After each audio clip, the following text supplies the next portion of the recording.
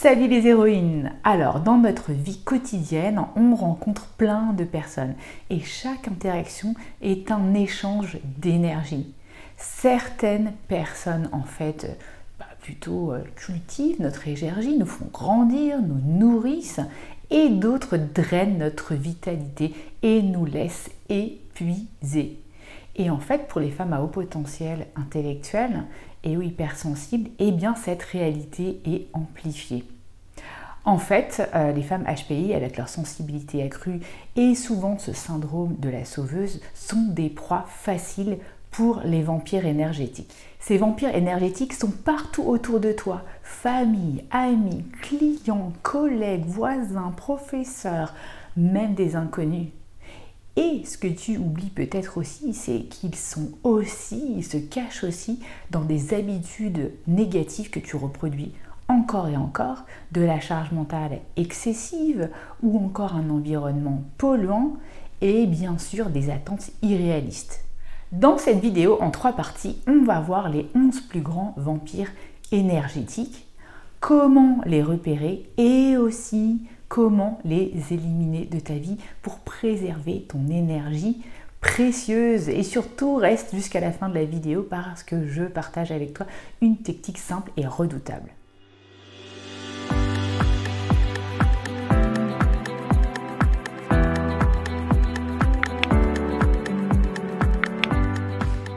Je m'appelle Sandrine Larive, je suis coach hypnothérapeute mais aussi mentor business et ma mission c'est d'accompagner les femmes atypiques hors normes à se libérer de leur conditionnement appris pour révéler et déployer leur plein potentiel. Si tu es intéressé pour commencer sur le chemin de l'héroïne, un voyage de développement personnel que j'ai spécifiquement conçu pour les femmes atypiques, n'hésite pas à télécharger le guide gratuit qui se situe sous la vidéo. Et si tu veux qu'on parle plus spécifiquement de ta problématique, remplis le questionnaire qui s'appelle Besoin d'aide. Je me ferai un plaisir de te répondre rapidement. Alors premièrement, on va essayer de comprendre quels sont les 11 vampires énergétiques, comme je te l'ai dit. Ce sont des personnes ou des choses qui consciemment ou inconsciemment drainent toute ton énergie. Et en fait, il y en a différentes sortes. Donc, je me suis un petit peu inspirée des 10 vampires énergétiques et identifié le Dalai Lama et j'en aurais ajouté un autre. Et surtout, à la fin, je te donne mes conseils pour les repérer et les éliminer. Alors, on va commencer par le premier vampire énergétique. Ce sont en fait les abonnés au négatif et on dirait qu'ils ont pris un abonnement à vie. Tu sais, ce sont ces personnes qui se plaignent constamment en mode Calimero, victime, c'est pas moi, c'est les autres. Et nous, en tant que bonnes sauveuses, voilà, on pense qu'on va pouvoir les aider, on leur donne tout un tas d'excuses et au final, ils nous épuisent et surtout, ils ne changent pas. Et pour cause, ils n'ont pas du tout envie de changer. Deuxième catégorie de vampires énergétiques, les narcissiques et les manipulateurs. Les narcissiques, ce sont ces gens qui cherchent l'attention à tout prix.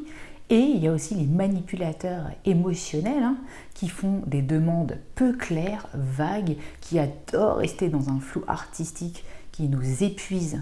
Et puis il y a aussi ce que j'appelle les serial suckers d'énergie. Ce sont des personnes qui cumulent en fait toutes ces sources de vampirisation et on en trouve pas mal aussi. Et ça peut être aussi quelque chose qui apparaît en transgénérationnel, c'est-à-dire qu'une personne peut continuer à vivre d'une certaine manière en nous alors qu'elle n'est plus là. Et là, c'est intéressant d'aller creuser tout ça en hypnose ou en kinésiologie, c'est ce que j'ai fait la semaine dernière. Donc je le répète, pour une femme HPI qui est super empathe et plutôt ouverte aux émotions des autres, c'est très important de reconnaître ces personnes toxiques. Troisième type de vampire énergétique, et là souvent moins connu, ce sont les dettes mentales. Et oui, en fait, si tu te sens en dette inconsciemment par rapport à quelqu'un, ça peut être un vrai aspirateur d'énergie car ça pèse sur toi. Et regarde aussi si tu penses que d'autres personnes sont en dette par rapport à toi. Et profite cet été de tout apurer dans un sens ou dans l'autre pour pouvoir retrouver ton énergie à la rentrée. Quatrième vampire énergétique, les promesses en cours. Parfois, on n'arrive pas à dire non à quelque chose qu'on ne veut pas faire et on s'engage et bien sûr, on procrastine. Sache que c'est toujours possible de remettre en cause, de renégocier de vieux accords qui n'ont plus de sens ou qui n'ont pas de sens pour toi. Donc profite pareil de cet été pour voir en fait s'il y a des vieux accords qui traînent, qui ne te correspondent plus. Cinquième vampire énergétique, c'est ne pas écouter ses intérêts. C'est continuer à faire ce qu'on n'aime pas faire alors que quelqu'un d'autre pourrait le faire beaucoup mieux et éviter de déléguer parce qu'on est trop perfectionniste. Et ça nous coûte énormément. Sixième vampire énergétique, c'est ne pas se reposer ou agir quand c'est nécessaire. On a tous un rythme différent, mais ne pas savoir recharger ses batteries ou agir lorsqu'il y a une opportunité, eh bien, c'est prendre le risque d'un épuisement émotionnel et ou des regrets. Alors, par exemple, moi cet été, eh bien, je me suis autorisée à ne faire peut-être qu'une vidéo par semaine parce que je sais que vous vous reposez aussi et parce que je reviens d'un voyage hypnotique, comme je vous l'avais dit, très très fort émotionnellement et je sens que mon corps a besoin de se reposer. Septième vampire énergétique, c'est vivre dans un environnement qui est peu propice à ton énergie. J'en parlais dans une de mes vidéos qui s'intitule « Les 12 habitudes surprenantes des hauts potentiels ». Bon, et c'est très personnel et dépendant du niveau de tolérance de chacun, mais moi, par exemple, je préfère créer dans un environnement un petit peu en bazar, mais par contre, après, structurer ma pensée dans un environnement un peu mieux rangé. Et je profite aussi de cet été pour jeter plein de choses dont je ne me sers plus, notamment dans ma garde-robe, et je profite aussi de ranger des tonnes de papiers administratifs que je vois s'accumuler et qui pèsent aussi sur mon mental. Et je te recommande, si tu veux faire la même chose cet été, de faire le défi des 21 jours, reconnexion à ton plein potentiel, qui va te permettre justement de te désencombrer au niveau physique, environnement et mental. Huitième vampire énergétique, c'est ne pas prendre en compte ton équilibre de vie et ta santé. Ton corps, c'est ton meilleur ami et je te jure, il ne te lâchera jamais pour aller emprunter le corps de quelqu'un d'autre. Alors autant en prendre soin.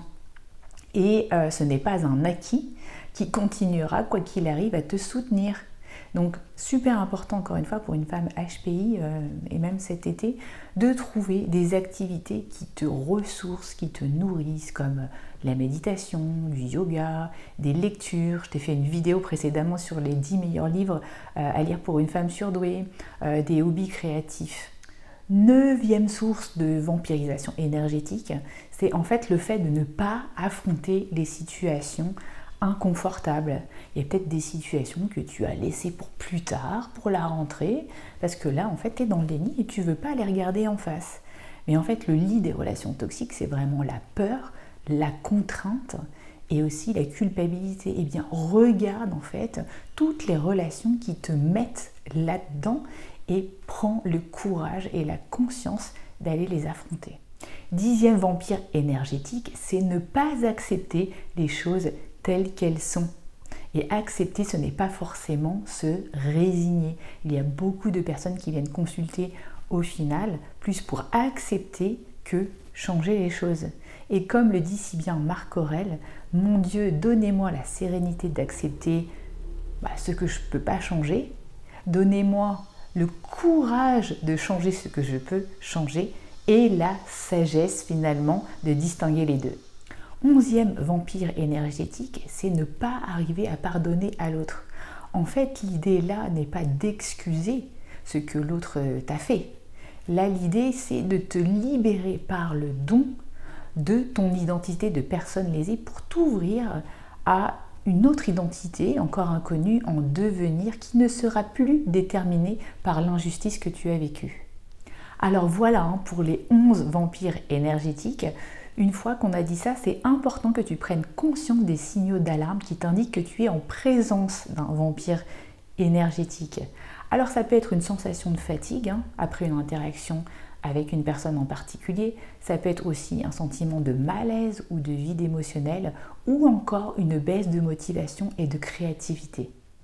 Garde un œil grand ouvert pour voir ces signes chez toi et surtout identifie les personnes qui te tirent vers le bas.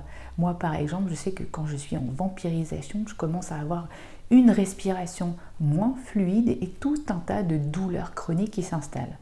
Alors maintenant, on va aborder les solutions pour s'en sortir et je vais commencer, je te l'avais dit, par une super technique pratico-pratique qui s'appelle le tuyau d'arrosage percé. Et ça, c'est pour toutes les petites choses qui s'accumulent et qui te prennent la tête.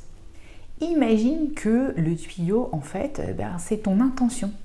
Et en fait, sur ce tuyau, il y a une multitude de petits trous qui représentent tes préoccupations mentales parasites pour faire toutes les petites choses que tu veux accomplir. Et maintenant, imagine que l'eau qui est censée courir tout le long du tuyau, c'est ton énergie. Eh bien, qu'est-ce que tu vas constater? Eh bien, que ça va fuir de tous les côtés. Et plus il y a de trous, moins il y aura de sortie d'eau à la sortie du tuyau. C'est logique. Et si tu comprends bien la métaphore, eh bien, plus tu as de petites préoccupations, moins tu auras d'énergie au bout de ton intention. Alors je te challenge pour cet été à en fait trouver des moyens pour boucher tous les petits trous, toutes ces petites préoccupations. Et tu vas pouvoir lister en fait tous les parasites, toutes les petites préoccupations mentales qui t'empêchent d'avancer, les prioriser et trouver un délai de réalisation. Ensuite, en ce qui concerne les personnes, une fois que tu as identifié les vampires énergétiques dans ta vie, c'est important que tu puisses mettre des limites claires et saines avec eux, que tu fixes des limites personnelles en termes de quantité de temps et d'attention que tu peux leur consacrer et surtout t'entourer de personnes saines et bienveillantes qui vont te soutenir dans tes projets. Cette semaine, j'ai amené ma vulnérabilité avec des amis très chers et on s'est vraiment soutenus et on s'est juré vraiment de se ramener à notre engagement et à notre responsabilité si on voyait l'une ou l'autre dériver. En fait, je crois beaucoup à la sororité, donc je te propose cet été aussi, encore une fois, d'identifier tes sœurs de cœur avec qui tu vas pouvoir avoir ce genre de relation profonde. Et n'oublie pas que les vampires énergétiques se nourrissent de l'insécurité et de la vulnérabilité des autres. Donc, si tu es plus sereine, que tu as plus d'estime de toi, tu seras une proie moins facile pour ces vampires énergétiques. Donc l'idée, c'est de travailler pour identifier tes forces, travailler sur tes points d'opportunité, tes valeurs, célébrer tes réalisations pour ne plus être en proie à ces attaques énergétiques. Si tu es intéressé aussi dans le défi des 21 jours reconnexion à ton plein potentiel, il y a aussi un bonus gratuit que j'ai ajouté sur la confiance et l'estime de soi. En fait, c'est 2 heures de bonus, 2 heures de vidéo avec à chaque fois des exercices pratiques pour que tu puisses gonfler et cultiver ta confiance et ton estime de soi directement. Et je le répète, ton énergie est précieuse. Tu mérites de t'investir dans des relations et des projets qui nourrissent ton énergie et non pas qui la gaspillent avec des vampires énergétiques. Voilà, c'est la fin de cette vidéo. J'espère que ça vous a plu. Si c'est le cas, laissez-moi un pouce. Partagez cette vidéo avec un maximum de personnes pour faire connaître cette chaîne et abonnez-vous à la chaîne. Du coup, vous allez recevoir chaque semaine des vidéos qui vont vraiment vous aider dans votre chemin de développement personnel. Et je vous dis à bientôt les héroïnes. Ciao, ciao!